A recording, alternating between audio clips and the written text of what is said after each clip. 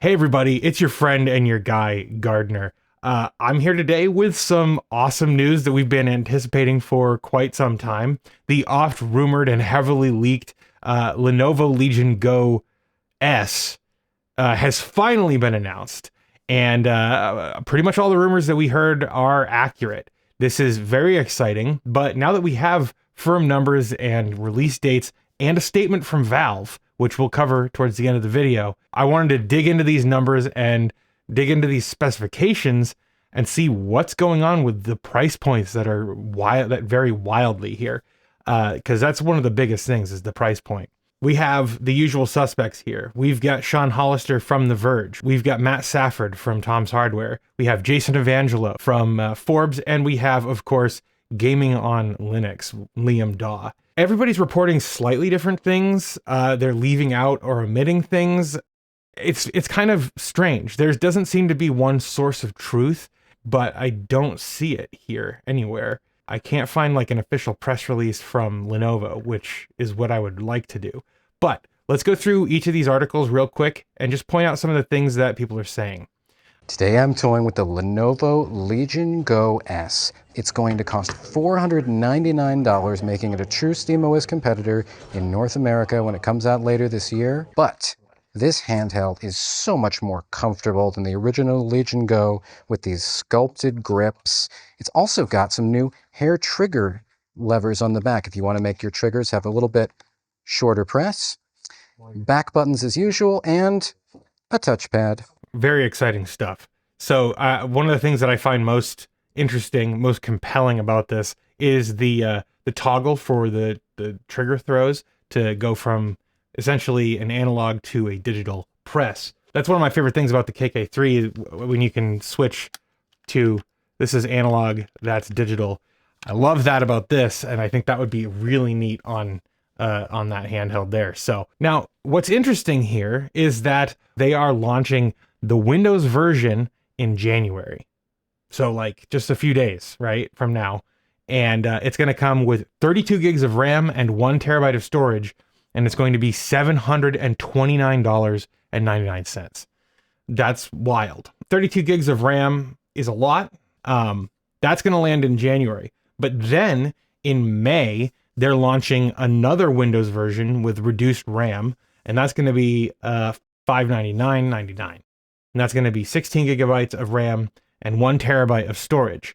Then in May, they're also launching the SteamOS version. The SteamOS version is going to be $499.99. It's going to come with 16 gigs of RAM and 512 gigabytes of storage. And what I find very interesting about this is that the Windows version has to ship with a 1 terabyte drive, because if you shipped Windows on a 512 gigabyte drive, you're going to end up with like 300 gigabytes available to use after you have a Windows install on this.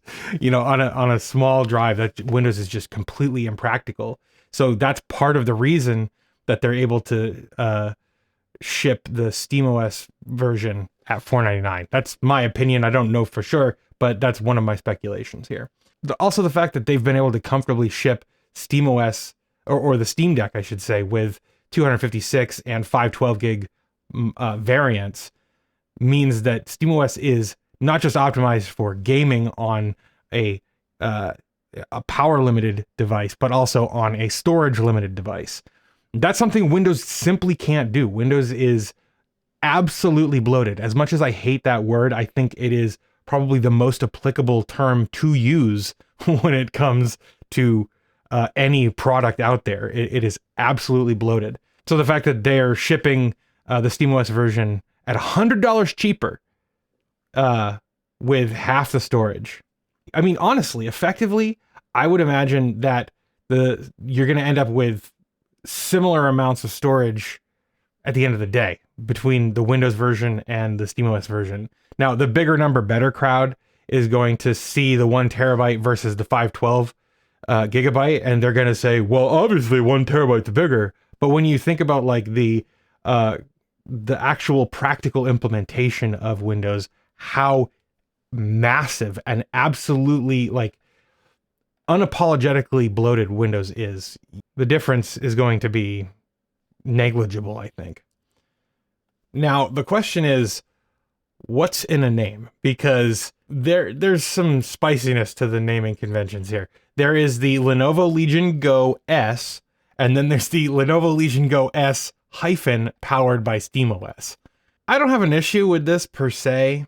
It just is not like easy to say out loud, you know, like it doesn't roll off the tongue, which is fine, whatever, right? I mean, they are different SKUs, so they should have different names, but like the hyphen powered by SteamOS is interesting. I don't think it's bad. I don't think that it's bad. I just think that it's definitely a choice. And part of me wonders if this was a Lenovo decision, or if this was a Valve decision, or if this was a collaboration between them, or what. I don't know.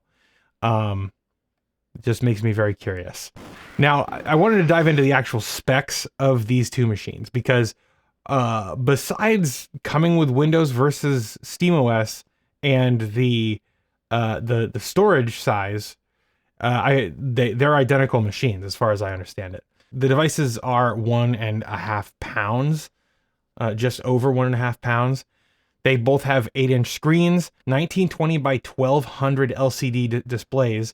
That's a 16 by 10 aspect ratio. And what's really fascinating here is they have 120 hertz panels, 500 nits of brightness, 10-point touch support, and 100% sRGB. Now, that's going to be huge. You're going to be able to play really buttery smooth games on these things.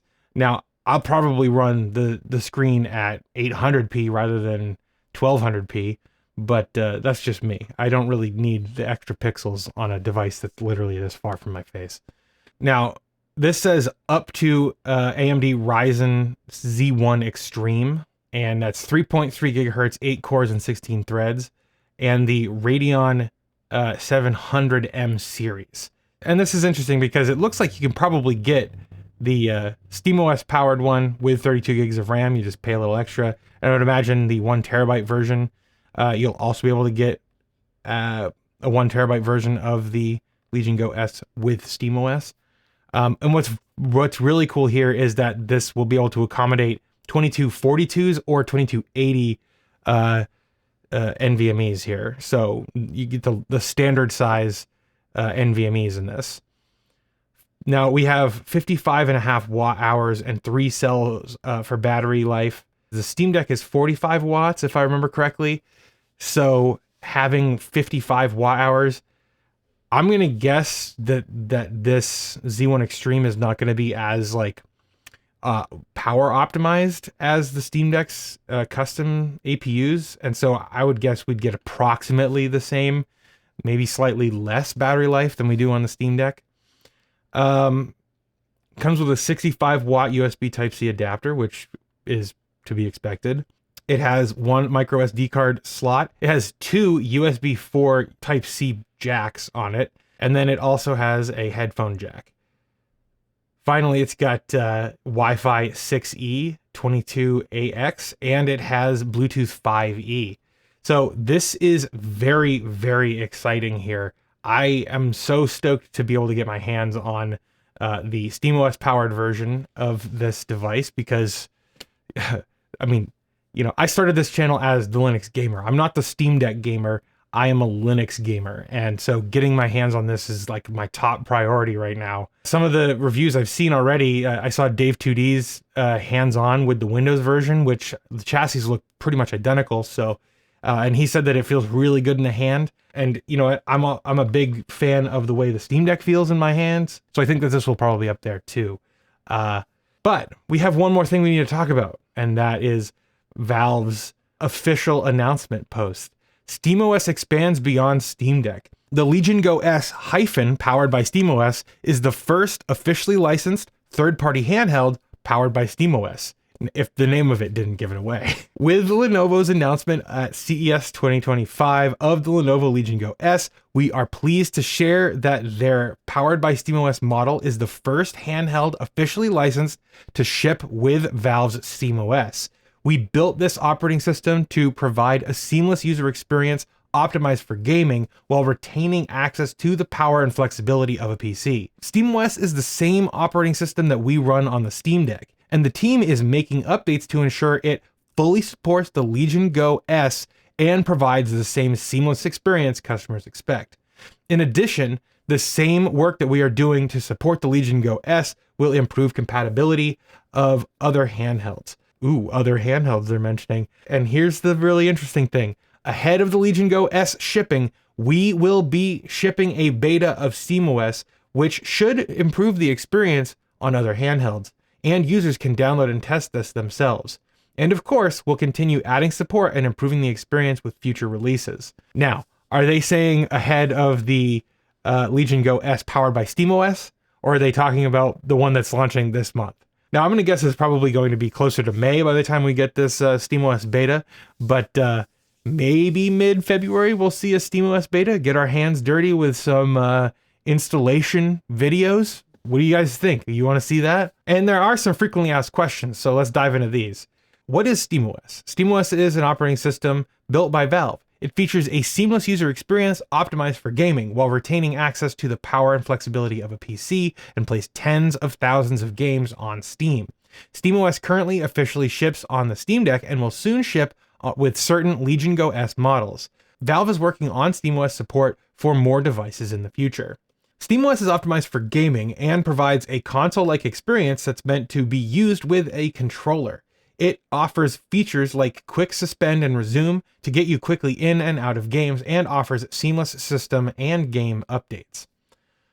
What is the user experience of SteamOS? SteamOS puts the players directly into Steam with access to the full Steam ecosystem. Your Steam library, Steam Cloud, Steam Chat, Steam Game Recording, and more. The user interface is optimized for controller use, and it's easy to install and play Steam games. Best of all, users don't have to worry about driver updates and hardware tweaks. All of that is handled seamlessly through the built-in system updates. Can this run every game on Steam? SteamOS is Linux-based, and the vast majority of the Steam library runs on SteamOS, thanks to the Proton compatibility layer Valve ships. This allows developers to ship games for Windows without worrying about porting to Linux, and games will seamlessly work on SteamOS. When a game doesn't run well on SteamOS, we call it out with our verified program so customers know what will and won't work well. Is a user locked into playing only SteamOS games? No, if players wish, they can go to desktop mode and install other game launchers and software if they wish. If players wish, if they wish. Okay, I'm sorry. I just had to point that out.